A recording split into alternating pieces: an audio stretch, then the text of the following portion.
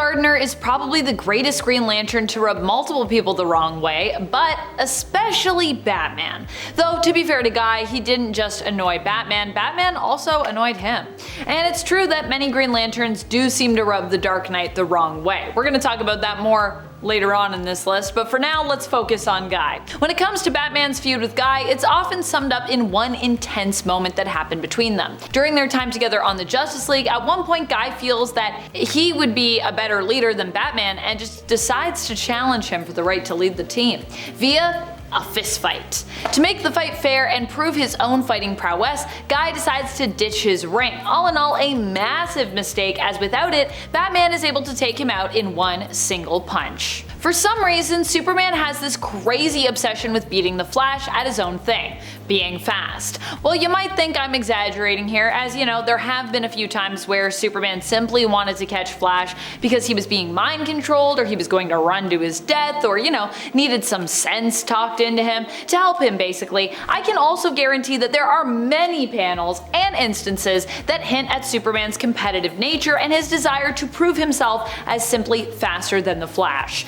He has also had countless foot races with countless Flashes, and almost every time has either tied or lost, with more losses than ties I believe at this point.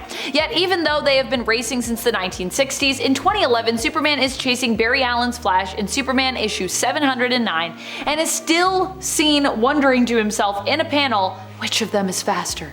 Is it me? Is it the Flash? Who's really faster here? Give it up, Superman. Guess what? It's not you. Quit trying to take this one thing away from the Flash. You have a million other things you're great at. I think we could just let the Flash have this one, no? When I think of Wonder Woman versus Superman, the first thought that comes to my mind is always Wonder Woman Dead Earth. It's just such a stunning, beautiful, and yet horrific and gritty comic. Usually Diana and Clark are good friends in the comics. This is also how they start out in Dead Earth, but due to a devastating loss, a schism happens between them, ultimately resulting in them becoming rivals and just straight up enemies. We see these two fight in a flashback where Diana decides to take out her fury and her frustration on Clark, blaming Superman for what man's world has done to her home and her family, especially her mom. There was a nuclear strike on Themyscira in this Elseworld, but while that likely had some global effects at least, what really destroys the world is actually Superman and Wonder Woman fighting each other. They fly around the world and the collateral damage from their fight wreaks havoc on their surroundings throughout it. In the end, it is shown that Wonder Woman won this fight by punching Superman through his chest. However, she ends up suffering from amnesia and she actually doesn't recall their fight until issue number 3 of the series, realizing that she's kind of to blame for everything that's happening in this Dead Earth. Martian Manhunter was there when John Stewart's Green Lantern let an entire planet be destroyed as a result of his ego. The two were deployed to the planet in the hopes of saving it, but Green Lantern didn't feel that he needed Martian Manhunter's help and instead decided to send John away. Unfortunately, this was soon after proven to be a mistake, as when John Stewart found the explosive on this planet and the room it was contained in and found that they were painted entirely yellow, preventing John from using his Green Lantern powers to do anything to destroy or defuse it, he was kind of put in a pickle there. Yikes. As a result, the planet was destroyed, with only John surviving the explosion, leaving Martian Manhunter grossly disappointed in his colleague Green Lantern and in Green Lantern's hubris here. Though granted, Martian Manhunter wasn't so mad that he felt Green Lantern should simply just end it all. In fact, John is the one who questions Stewart and prevents him from taking his own life after his tragic failing. When it comes to the Bat family, there are quite a few feuds to be had, unsurprisingly. I mean, it's a big family tree, and you know how families are, they like to fight sometimes. Still, I think one of the most dramatic was the one between Tim Drake and Damian Wayne. Initially, when these two met, they seemingly got off on the wrong foot, and Tim wanted to try and just offer an olive branch. This came in the form of offering to spar with young Damian, with Tim promising to take it easy on him. However, everything quickly went awry when Damian revealed that earlier in the night he'd actually killed a criminal, the Spook, taking his head. The two ended up fighting for real, and Damian knocks out Robin's Tim Drake, leaving him bleeding on the floor of the Batcave and donning a version of his costume when he goes to confront his father, letting Batman know that he's ready to replace Tim as Robin. Batman ends up of course returning and retrieving Tim, helping to fix up the damage that Damian did. Eventually these two would move past this feud, but for a while there, it was basically life-threatening. Oh boy, does Catwoman have a reason to have beef with Zatanna. These two ended up in a fight with one another after it was revealed that Catwoman may have only become a full-fledged hero as a result of Zatanna manipulating her mind. Because of this revelation, Catwoman turned on Zatanna, with the two getting into a physical fight. In the end, Selina was rightly pissed at Z after learning this, feeling like she had never in her life been more violated than she was when Zatanna changed her against her will. It also made Catwoman question whether or not she was actually the hero she had become at this point. Because I mean, if that wasn't her choice, was that really her doing that? Since she just had no choice in the matter, because Zatanna changed her mind. One of the most iconic feuds in DC Comics isn't necessarily a real narrative feud. I mean, these two don't typically go after one another to just fight each other needlessly. They don't really have much of a reason to be jealous of the other or even dislike them, but they do end up pitted against each other often in alternate realities, and just because people like to see who would win if they got into a fight, because they're similar.